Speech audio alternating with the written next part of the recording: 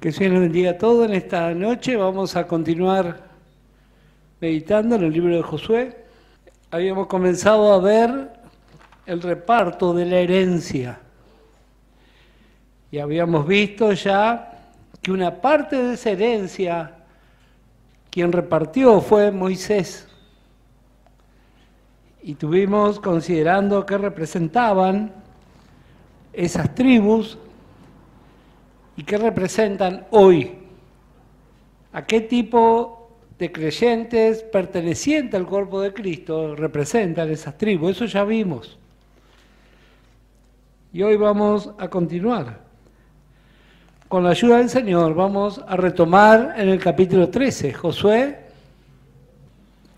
capítulo 13, lo leemos en el nombre del Señor Jesucristo y dice así, el versículo 1. Aquí en la escritura tiene el título Tierra aún sin conquistar, o la asignación de las tribus de fe. Vamos a leer versículo 1.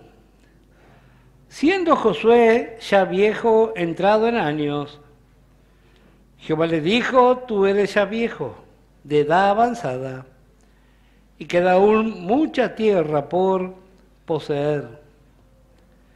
Esta es la tierra que queda, todos los territorios de los filisteos, y todos los de los gesureos, desde Sior, que está al oriente de Egipto hasta el límite de Crom al norte, que se considera de los cananeos, de los 5 príncipes de los filisteos, el gaseo, el asdodeo, el ascaloneo, el geteo y el ecroneo, también los sabeos. Al sur toda la tierra de los cananeos y Meara, que es de los sidonios, hasta Afec, hasta los límites del amorreo. Bueno, luego continúa la descripción de este lugar, pero vamos a ir viendo por parte. Aquí comienza la segunda división de este libro. Como dije anteriormente, vimos la asignación de la primer herencia de las 2 tribus y media que están fuera de Canaán. Pero ahora vemos aquí a Dios mismo hablando. Dios tiene un especial interés en que todos nos apropiemos de nuestra herencia. Lo que vamos a ver aquí es muy interesante, porque luego de lo que estuvimos viendo en el capítulo anterior, ¿se acuerda que vimos un resumen de las victorias de Israel y de todo lo conquistado? A pesar de eso, aún queda mucha tierra por poseer. Y así también es un cuadro de nuestras vidas. Aquí hay hermanas y hermanos y muchos de los que escuchan por internet que hace años que están en el Evangelio. Y han alcanzado victorias, han alcanzado experiencias, pero aún falta más. Al estudiar el capítulo 12, estuvimos considerando el resumen de las victorias. Este no es un tema menor. Nuestro Dios tiene muy en cuenta las victorias. Tiene muy en cuenta quiénes participaron de esas batallas. Si usted lee el libro de Nehemías, simplemente voy a dar la referencia. Nehemías, capítulo 7, del verso 5 al 7. Antes de la dedicación del muro,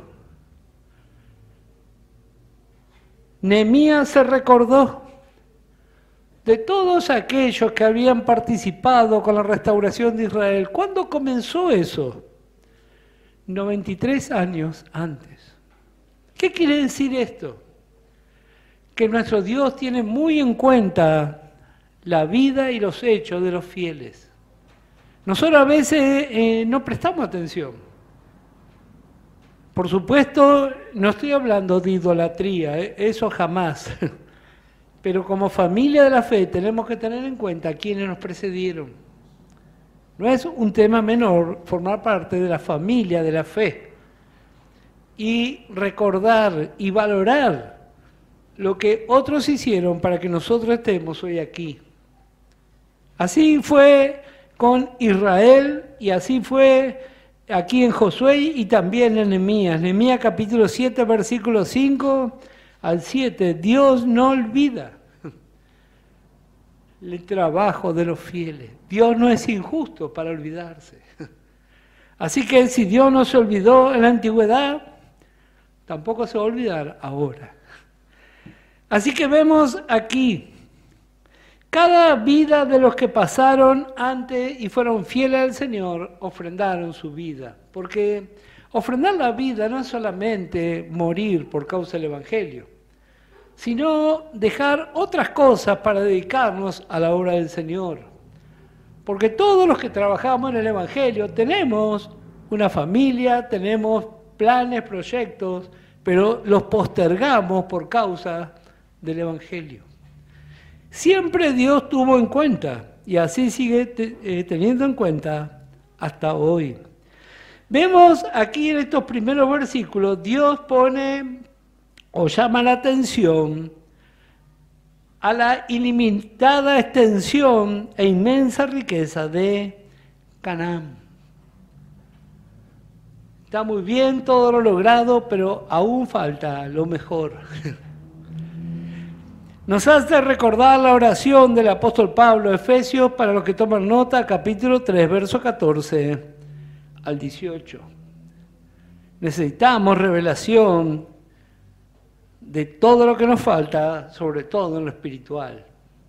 Está muy bien las cosas materiales, necesitamos, sí, pero eso no es lo importante. Porque cuando suene la trompeta, eso va a quedar aquí. Así que nuestra mirada tiene que estar en las cosas eternas. Nada de lo material vamos a llevar, pero lo que alcancemos en Cristo sí vamos a llevar. Y como dije hace poco, si miramos en una regla en nuestra vida terrenal, podría resumirse en 2 o 3 milímetros de una interminable regla eterna. Así que nuestra parte es prepararnos para la eternidad. ¿Cuál es el límite? Bueno, la vida espiritual es ilimitada. El punto máximo es la plenitud de Cristo. Así que hasta ahí podemos crecer. Mire si hay espacio. Ahora vemos aquí a Israel. Dios presenta delante de Josué y de Israel todo lo que aún queda por poseer como una manera de estimularlos. Sin embargo, pasaron los siglos, Israel nunca poseyó todo lo que Dios le prometió, hasta el día de hoy. Nunca tuvo un total control.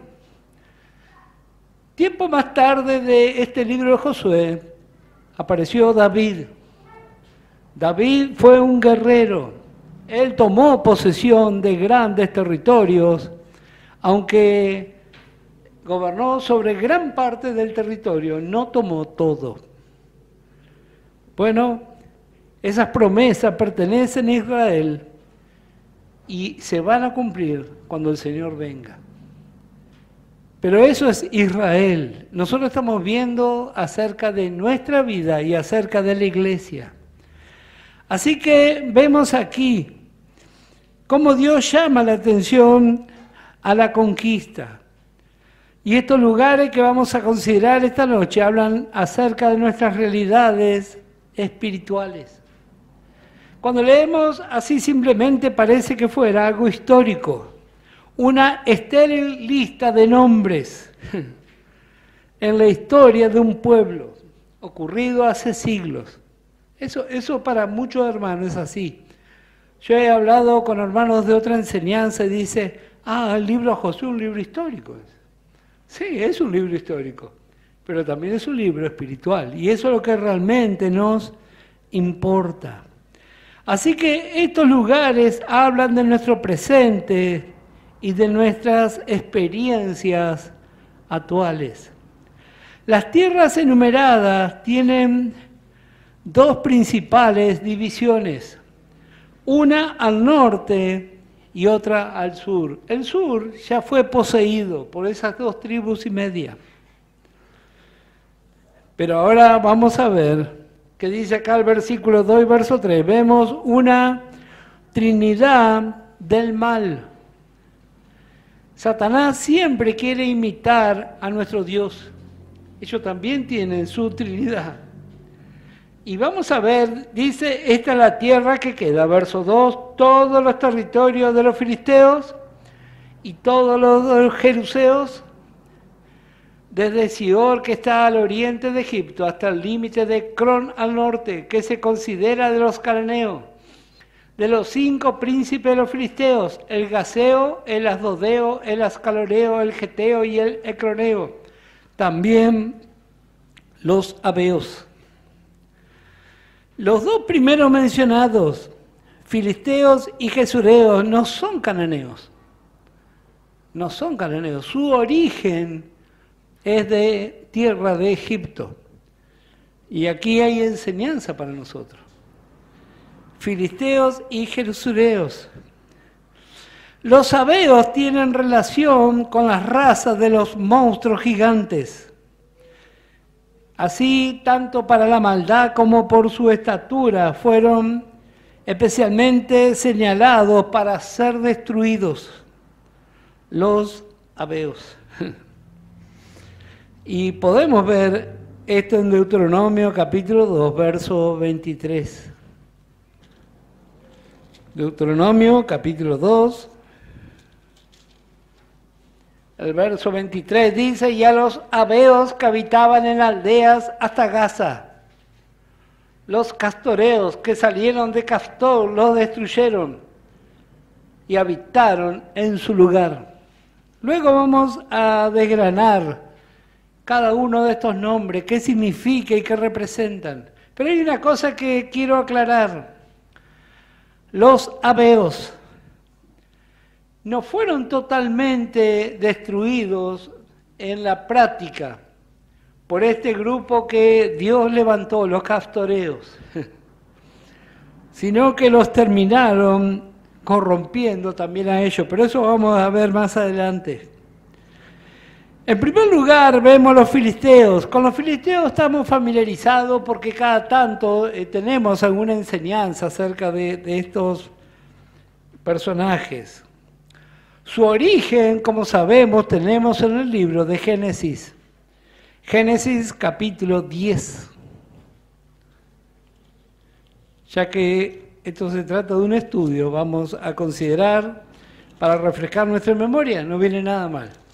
Y para los que tal vez escuchan por primera vez. Génesis capítulo 10, verso 6, dice, los hijos de Cam. Este es uno de los hijos de Noé. Cus, Misraim, Fut y Canaán. Y los hijos de Cus, Seba, Ávila, Sapta, Rama y Sapteca. Y los hijos de Rama, Seba y Dedam. Y Cus engendró a Nimrod, quien llegó a ser el primer poderoso en la tierra. Este fue vigoroso cazador delante de Jehová, por lo cual se dice, así como Nimrod, vigoroso cazador delante de Jehová. Y fue el comienzo de su reino, Babel, Erec, Akkad y Caine, en la tierra de Sinar. De esta tierra salió para Siria y edificó Nínive, Rehobot, Calá y Resén entre Nínive y Calá, la cual es ciudad grande.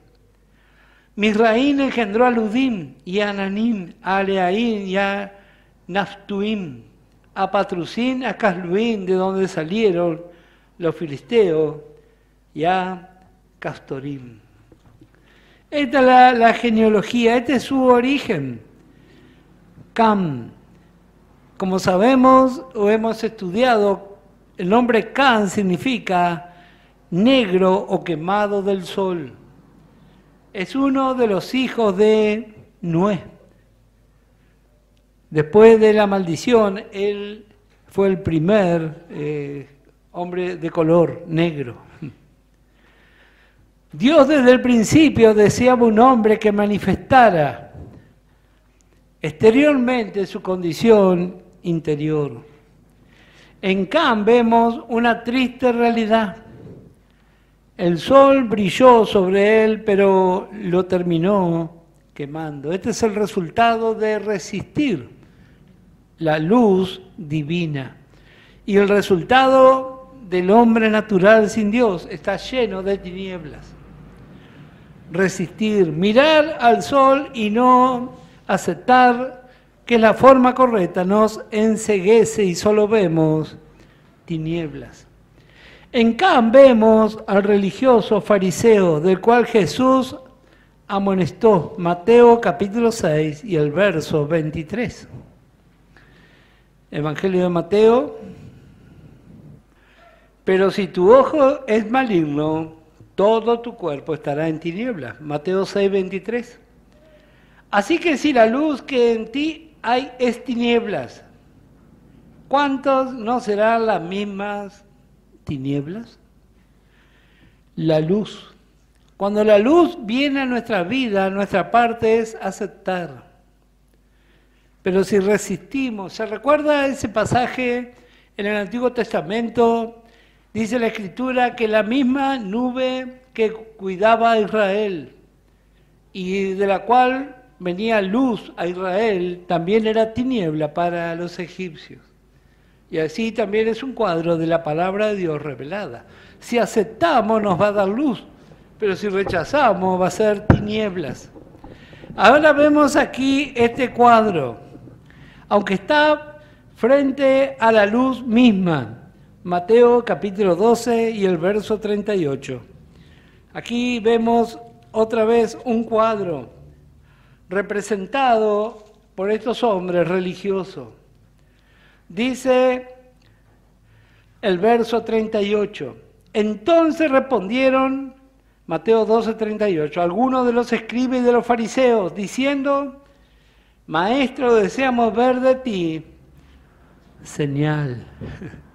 Estaban parados frente a la luz y aún así no creían.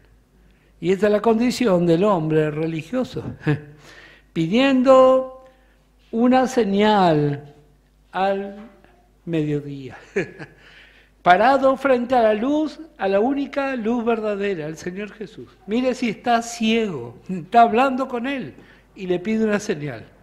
Bueno, esa es la condición del hombre religioso.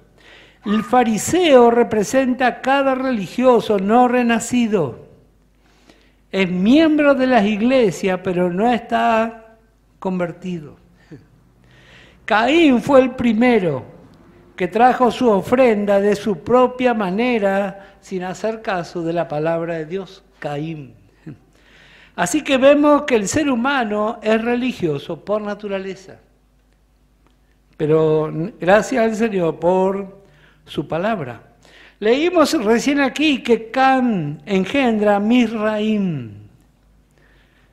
Y este nombre, Misraim, significa doble faja. Habla de las orillas fecundas del río Nilo, que corre a lo largo de todo el país y de cual depende toda esa nación, haciéndose totalmente independientes de Dios. Por eso Egipto habla del mundo sin Dios. Ellos tienen su mirada en las provisiones naturales. Así que ese es el cuadro que representa. Pero leímos recién, Misraim engendró a Casluim. Casluim, su nombre significa tontería. Y es el resultado de rechazar la sabiduría de Dios. Pablo habla acerca de esto en el libro de Romanos. Romanos capítulo 1 y el verso 21. Pues habiendo conocido a Dios, no le glorificaron como a Dios, ni le dieron gracias, sino que se envanecieron en sus razonamientos y su necio corazón fue entenebrecido. Profesando ser sabios se hicieron necios. Esa es la condición del ser humano. Así que aquí vemos la condición de cómo comienza la historia de los filisteos. El hombre religioso se valora a sí mismo, se aprecia a sí mismo, habla bien de sí mismo y de sus pares, pero no tiene en cuenta en nada a Dios. Verso 28. Y como ellos no aprobaron tener en cuenta a Dios, mire qué diagnóstico tiene la Biblia acerca de los religiosos y del hombre sin Dios, no le tienen en cuenta. Yo a veces escucho los periodistas o gente que ha estudiado y dice, no le encuentra la explicación a la maldad humana. Bueno, porque no tiene en cuenta a Dios, no le importa lo que dice la Biblia. Nunca va a encontrar la respuesta. La respuesta está en la palabra de Dios. Así que ahora vemos aquí el resultado. ¿De dónde provienen los filisteos? La palabra filisteo significa vagabundo.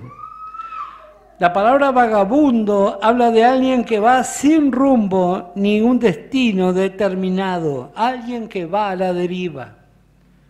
Le da lo mismo. Va para acá, va para allá, va para el otro lado. Un cuadro de esto tenemos en Mateo 23, verso 15. Vamos a leer.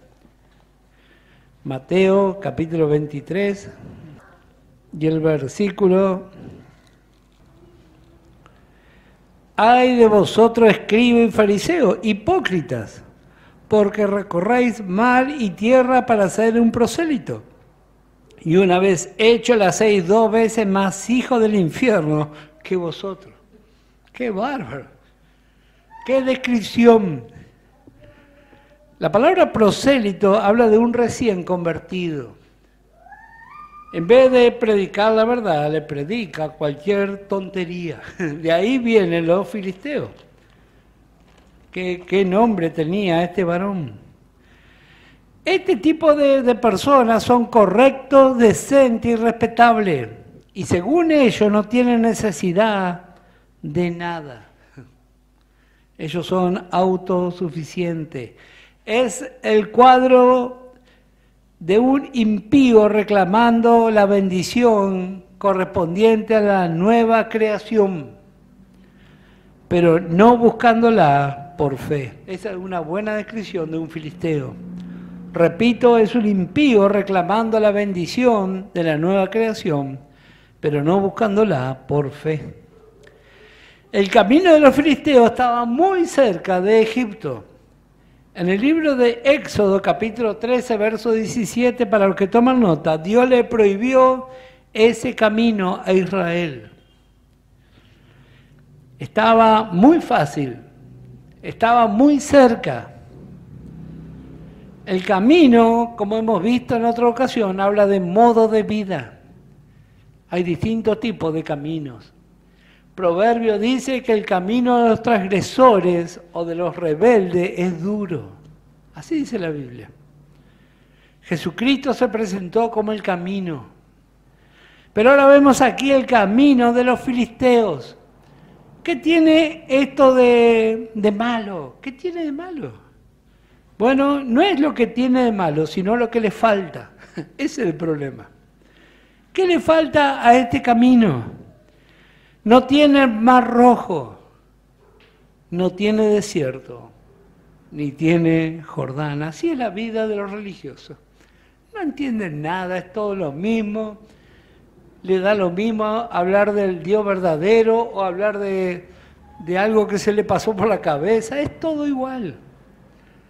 Pero Dios tenía un camino preparado para su pueblo, igual que lo tiene para nosotros. Así que el camino de los filisteos vamos a dejar de lado. Israel nunca tuvo éxito en deshacerse totalmente de los filisteos, ni de subyugarlos por completo. Los filisteos siempre ocuparon, aunque sea una pequeña porción, y hicieron algo más. Le dieron la mayoría de los nombres que están en Israel, son de origen filisteo. Es algo muy llamativo. Pero podemos pasar eso al espiritual. ¿Cuántas cosas hay dentro del Evangelio que su origen no es de la Biblia? ¿Cuántas cosas? Nosotros por la gracia de Dios, solamente por la gracia de Dios, hay muchas cosas que en esta congregación no han entrado, pero en muchas otras sí han entrado.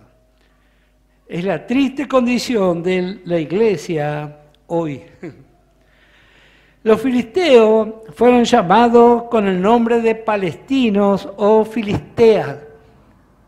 Tal vez usted va a encontrar en otros pasajes, voy a dar 3 lugares donde va a encontrar esta acepción. Los filisteos recibieron este nombre, Palestina o Filistea, Éxodo 15 y el verso 14. En Isaías 24, versos 29 y 31. Y en Joel capítulo 3, verso 4.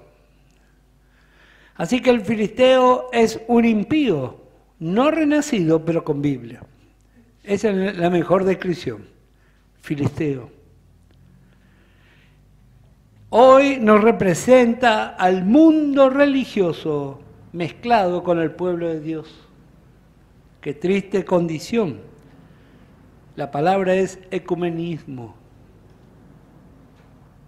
Muchas congregaciones, grandes congregaciones, están involucradas en esta basura, ecumenismo.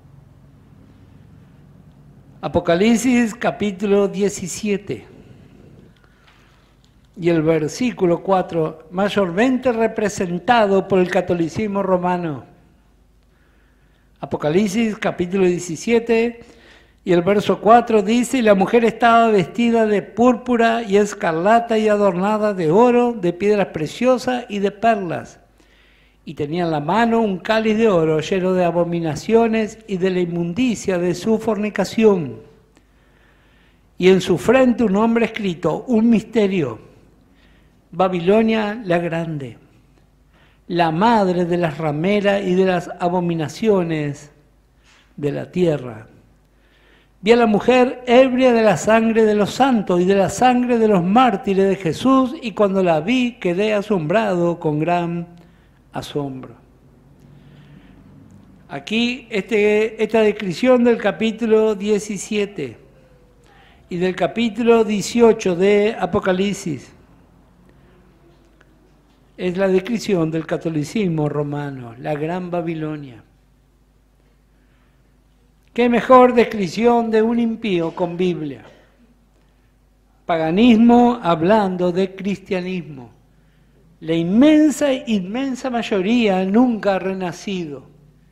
Aunque hay un versículo en capítulo 18, verso 4, dice, oí otra voz del cielo que decía, salid de ella, pueblo mío, para que no seáis partícipe de sus pecados ni recibáis parte de sus plagas.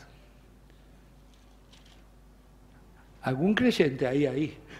Por algo dice la Biblia, sí. Ahora, yo no sé quiénes son, pero algunos hay. ¿Qué tenemos que hacer nosotros? Orar. Si realmente hay renacido, que salgan de ese lugar. Hay muchos que en su ignorancia cree que va a poder salvar a estos filisteos. Pero esa no es la forma. La Biblia dice que salgan y ellos quieren entrar. Hay algo que no funciona. Nuestra parte es orar nada más. Así que vemos aquí este cuadro. Abimelech. Cuando leemos acerca de Abimelech, hace poquito estuvimos viendo una enseñanza de un varón llamado Abimelech. Ese título recibían los reyes filisteos. Su nombre, como vimos, significa mi padre es rey. Pero vemos que siempre tienen una pretensión religiosa. En Génesis capítulo 21, vamos a ver, vemos la descripción de uno de estos filisteos. Génesis capítulo 21 y el versículo 22. Aconteció en aquel mismo tiempo que habló Abimelech y Ficol, príncipe de su ejército, a Abraham diciendo, Dios está contigo en todo cuanto haces. Este Ficol es tipo del papado romano. Su nombre significa la voz del pueblo, la voz del pueblo. Así que vemos aquí toda esta descripción. Israel es tipo de la iglesia, aquí en este libro, nunca desalojó por completo al filisteo. Esto no es un tema menor. ¿Cómo está la iglesia hoy? Pasaron 2000 años. ¿Qué papel ocupa el filisteo dentro del evangelio? Tremendo, tremendo. Así que vamos a ver un poco más. Cuando la palabra de Dios no es tenido en cuenta, entonces viene la esclavitud sobre el pueblo de Dios. Los filisteos representan toda la sinrazón queriendo agradar a Dios. Y el mejor cuadro lo vamos a tener, para los que toman nota, presta atención, 1 Samuel, capítulo 6, versos 17 y 18. Le van a presentar una ofrenda a Jehová. ¿Y qué le ofrecen? Ratones le ofrecieron. Una cosa sin sentido. ¿Y no es acaso así también el catolicismo romano? Con su idolatría, con su paganismo, con toda su basura. ¿Y qué hace el pueblo de Dios frente a eso? Bueno, muchos le copian. Lo que ellos celebran en sus templos se celebra también en muchos templos cristianos. Así que no es un tema menor. Vemos aquí, recién leíamos, que hay 5 príncipes filisteos. Y esto hablan de principios que afectan nuestra vida. Vamos a ver algunos, volviendo a nuestra porción del libro de Josué. En el versículo 3 tenemos la descripción. Está el gaseo, el asdodeo, el ascaloneo, el geteo y el ecroneo. Vamos a ver de qué habla cada uno de estos. En primer lugar, príncipe de Gaza. Estos son filisteos. Acuérdense que esto habla del catolicismo romano y lo que ellos tienen y a lo cual Dios no acepta. Gaza significa fortificado en extremo. ¿Qué más fortificado que Roma? Con sus tesoros, rodeado con sus estructuras legales, militares. Bueno, aún siempre intentó dominar toda la cristiandad. Así que vemos aquí, Apocalipsis capítulo 18. ¿Qué es lo malo de todo esto? Que es todo una fortaleza humana. ¿Y cuántas iglesias evangélicas buscan también eso? Nosotros también tenemos abogados, tenemos plata, bueno, entonces quiere decir que el filisteo está bien vivito ahí, todavía no murió. Apocalipsis capítulo 18 y el versículo 7. Cuanto ella se ha glorificado, o sea, habló bien de sí misma. No, dice, a nosotros nadie nos va a tocar, dice. Bueno, esa no es la forma de Dios, es la forma filistea. Una superestructura. Y ha vivido en deleites, tanto darle de tormento y llanto. Porque dice en su corazón, yo estoy sentada como reina y no soy viuda y no veré llanto. Mire la soberbia que tiene este grupo. Así que este es uno de los príncipes, representantes de una ciudad, fortaleza. Nuestra única fortaleza es el Señor mismo. Por supuesto somos tentados. Por ahí viene la oportunidad, aparece un juez, algo, dice, tranquilo que yo lo veo. Nuestra fortaleza siempre debe ser el Señor. El segundo príncipe se llama Asdod. Su nombre significa el despojador. Esto también habla de Roma. Así Roma y el sistema religioso es el más temible despojador de la palabra y su sentido. Despoja todo. ¿De dónde viene la idea de la salvación por obra? De Roma.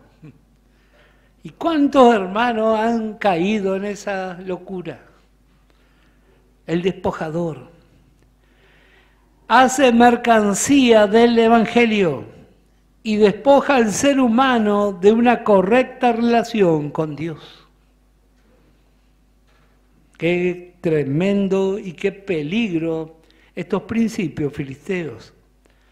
Así que vemos la fortaleza y vemos el despojador. En tercer lugar vemos a Ascalón. Este también es un temible príncipe filisteo. Su nombre significa el fuego de la infamia. La palabra infamia significa maldad o vileza que afecta el honor o prestigio de alguien. Y los filisteos se especializan, esta es una temible arma, el desprestigio. Usted predica la verdad, bueno, ellos se van a encargar de destruirnos. Nosotros, si usted conoce algo de historia, estamos viviendo un tiempo de gracia muy especial. Dios lo utilizó a Napoleón para que ese gobierno de tiranía del catolicismo aflojara por un tiempo, pero tengo mala noticia, porque la Biblia dice que en cualquier momento va a volver. Así que aproveche este tiempo, aprovechemos este tiempo. Este tiempo de gracia se va a acabar. Ascalón, el fuego de la infamia, su más tremenda arma. Desprestigia a todos aquellos que se atreven a resistir sus herejías. Y en algunos casos sus penas han sido durísimas. Recién leíamos en Apocalipsis, el apóstol Juan la vio ebria de sangre y se sorprendió. Dice. Los historiadores calculan que durante la Inquisición 290.000 personas fueron asesinadas, 290.000 en 200 años. Muchos eran cristianos, muchos eran paganos, herejes, brujos. Estos mataron a todos los que encontraron. Pero en una noche, la noche de San Bartolomé, 23 de agosto de 1572, en una noche, 3.000 hermanos fueron masacrados en París. 3.000. Y comenzó una cacería que duró un año y mataron en total 20.000 hermanos en Francia. Eso es el catolicismo romano, Ascalón, el fuego de la infamia. ¿Qué vamos a hacer nosotros con los filisteos? Hay muchos hermanos que les llama hermanos separados. Estos no son nada nuestros. Y gracias al Señor que la palabra los muestra. En cuarto lugar tenemos a Gat. ¿Se acuerda quién era de Gat? Bueno, la palabra Gat significa lagar. Goliat pertenecía a este lugar. Lagar. Sus maldiciones y reproches y tildar de herejes muchas veces no alcanzan para disuadir o contrarrestar a los enemigos de los filisteos y acude a sus mayores armas. La palabra lagar significa prensa de aceite y habla de la ira divina. Por eso es un cuadro del Calvario. Goliat era de Gat. En ese lugar fue despojado Satanás. Pero ahora aquí vemos un cuadro de Roma aplicando todo su poder y autoridad, no solo para castigar físicamente, sino también dispone, según ellos, quiénes van a ir al infierno. Esa es otra ciudad filistea, Gat. Y por último tenemos a Ecrón. Este es peor todavía. Porque Ecrón significa desarraigar o arrancar. Y esto es la consecuencia de todo lo precedente. Los filisteos no se conforman con desprestigiar y maldecir a sus opositores o denunciantes. Ella busca y muchas veces lo logra, la ruina de todo lo que ella considera su enemigo. ¿Cuál es el brazo del catolicismo? Bueno, uno, los franciscanos, como ese hombre que está ahí ahora de papa, llamado papa. Esos son terribles asesinos.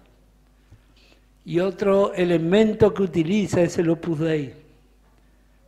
Hay muchos profesores, gente de la cultura que trabaja con el Opus Dei. Se creen que es algo bueno, también se dedican a asesinar gente por causa de sus ideas.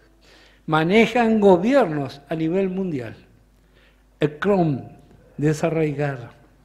Así que estos son todos los príncipes de esas ciudades que están ahí. Pero ellos no están solos, tienen otra relación. Habíamos visto en el versículo 2 todo lo de los gesureos. Gesureos son habitantes cercanos y significa observadores arrogantes.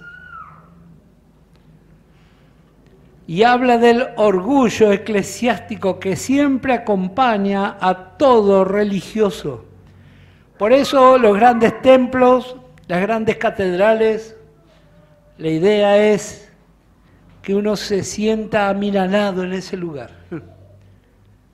Bueno, los jeruseos también están ahí. Y también vemos al tercer grupo, los abeos. Abeo, su nombre significa trastornado o pervertidores. Por eso este grupo, cuando fue atacado por los castoreos, en la historia dice que los que se salvaron terminaron pervirtiéndolo a los que los habían conquistado. Por eso este es un peligroso enemigo. Porque, ¿qué fue lo que hizo Lutero? Lutero protestó contra sus enseñanzas paganas. ¿Y qué hizo el enemigo hoy? Pervirtió el Evangelio. Se eliminaron, gracias al Señor, la gran idolatría en un sentido, pero no se eliminó la organización, ni tampoco se eliminó muchas de sus creencias. Así que este abeo es realmente un peligro. Están los filisteos, están los jeruseos, pero también están los abeos. Hebreos capítulo 8, verso 5 nos habla acerca del modelo de Dios. Las congregaciones que aceptan a los abeos en sus bancas tienen una doctrina pervertida. El mejor exponente es la salvación por obra. Es realmente tremendo. Eso no es casualidad. Un pervertido es alguien fuera de lo normal o de lo que corresponde. Bueno, aquí estamos hablando en el cuadro espiritual. Apocalipsis capítulo 2, ya para terminar, y el versículo 20. Apocalipsis capítulo 2.